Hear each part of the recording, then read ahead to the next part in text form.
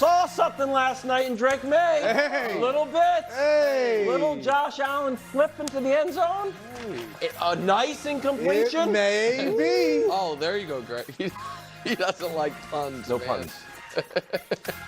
You ruined it. No puns. I know it's Friday, but no puns.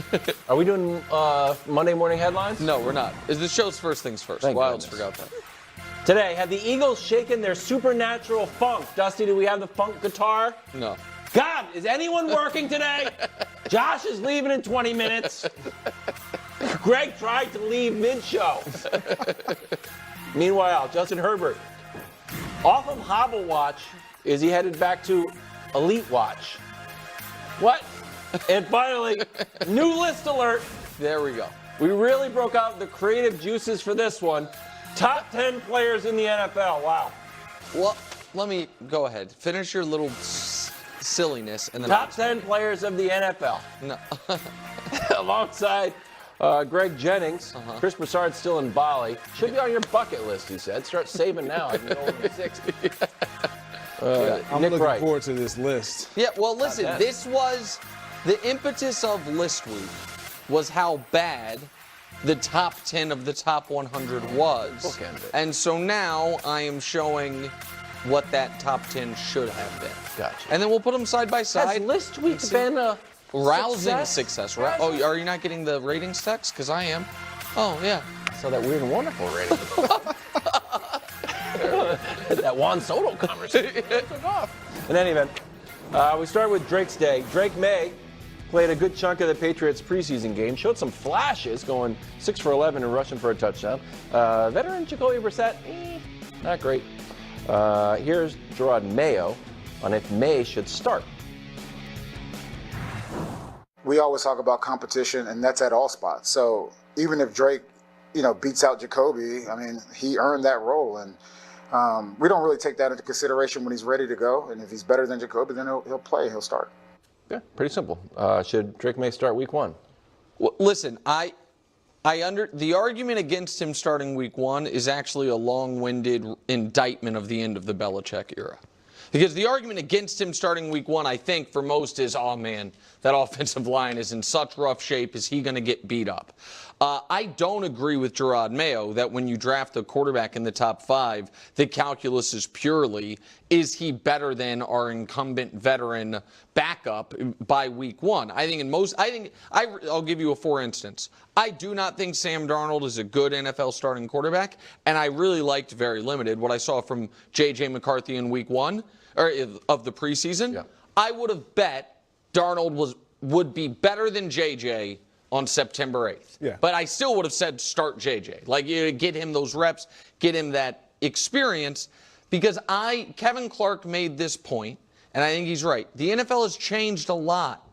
And you don't have as long of training camp. You don't have two-a-days. You don't have as many padded practices. The best time a young player has to improve is in the games, because they are not going to be able to improve in practice and in the offseason as much as guys could previously. And so you said the word twice in your lead. What I wanted to see was flashes, and I saw them. Like you saw why some people were so enamored with this kid's talent. I'm going to show you 2 incompletions. I'll take them, though. That honest to God, Greg, I'm curious your thoughts on it, but I thought these were 2 of the more impressive throws we've seen from any of the rookies, non-Caleb category. I think we can show them. Maybe we can. Here's one. It's down the sideline. This would be a tough catch, I understand. That's a perfect ball. That's a perfect ball. And you can see it again from this angle.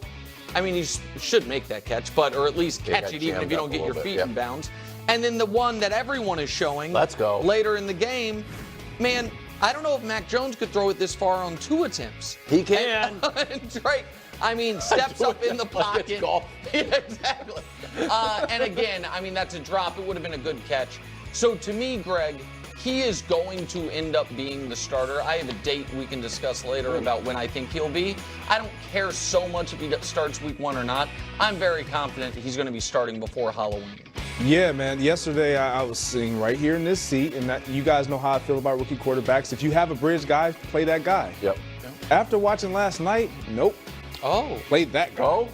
Look, at all because Jacoby struggled a little bit? And there's always been one caveat for me.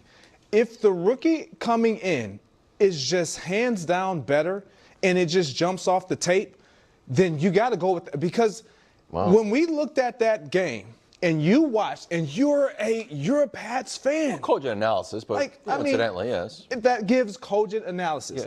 Yeah. But you've watched this team. When you watch them with Jacoby Brissett, they're so predictable. There's nothing that he's going to do that's going to provide that team with a spark or ad libs, as we like to look at it, off script plays.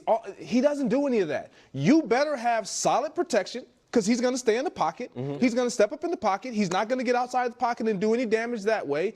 And you better be able to run the ball. Those are your options with Jacoby Brissett. I also don't think he's going to fumble a snap from the center.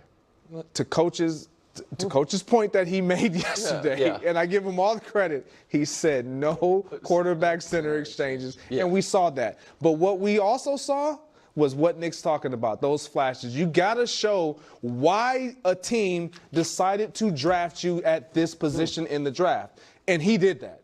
I'm talking about with receivers that we all witnessed create the least amount of separation I've seen in a long time. Yeah. I'm talking getting jammed to the sideline, and it's like, okay, if you're gonna make me throw it over there, I'll throw it over there, and I'll put it in a tight window. We saw Jacoby try to do it. It didn't work. We saw Drake Maye try to do it, and it actually worked. The guys just didn't catch the balls. So, for me, and the offense just moved. Yeah.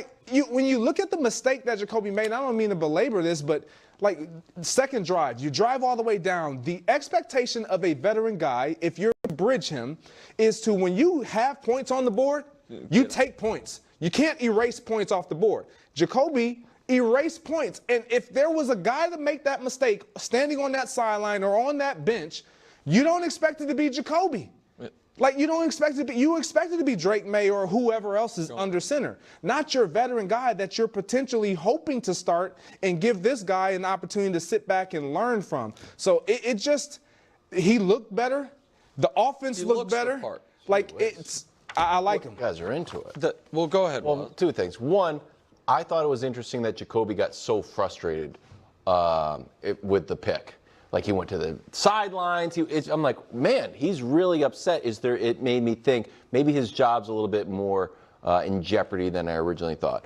But I have decided, and if it turns out the other way, I will take. Don't look at my notes. I'm curious. You're spying. I'm curious You're basically if it's the cheating same off someone's date. paper. No, I don't. You're basically cheating off my. And then I'm going to say it and be like, yeah, I thought that too. No, I have it written down on a date. I'm curious if we're the same one. Go yeah, ahead. I'm curious now too. Go ahead. Let's see the Patriots schedule does. Week 1 in Cincinnati against Joe Burrow. Just no. I don't like that one. Home debut against the Seahawks. No. At the Jets. No. It's an Aaron Rodgers show. It's the Jets. I don't want to lose. Just not yet. Week 4 in San Francisco. No, thank you. And now we have a nice little home run. Not home run baseball. A little home run. What's underlined? Home against the Dolphins. Home against CJ, which I think is a nice measuring stick for you.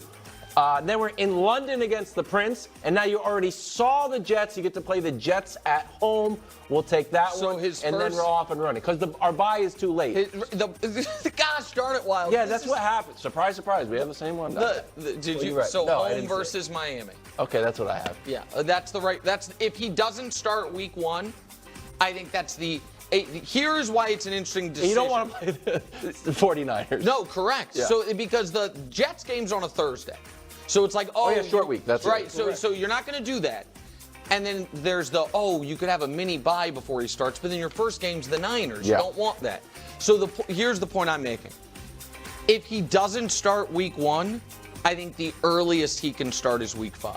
Yep. Does that that's, and I wasn't cheating off your paper. And I would also probably say, you can't. I don't start him in London. No, just too weird. And so you have to start then. So I think the point that I was making, if they don't start him, I honestly think it will be less about Jacoby and more about the offensive line. And that just for a moment here, this is why building a football team is so interesting.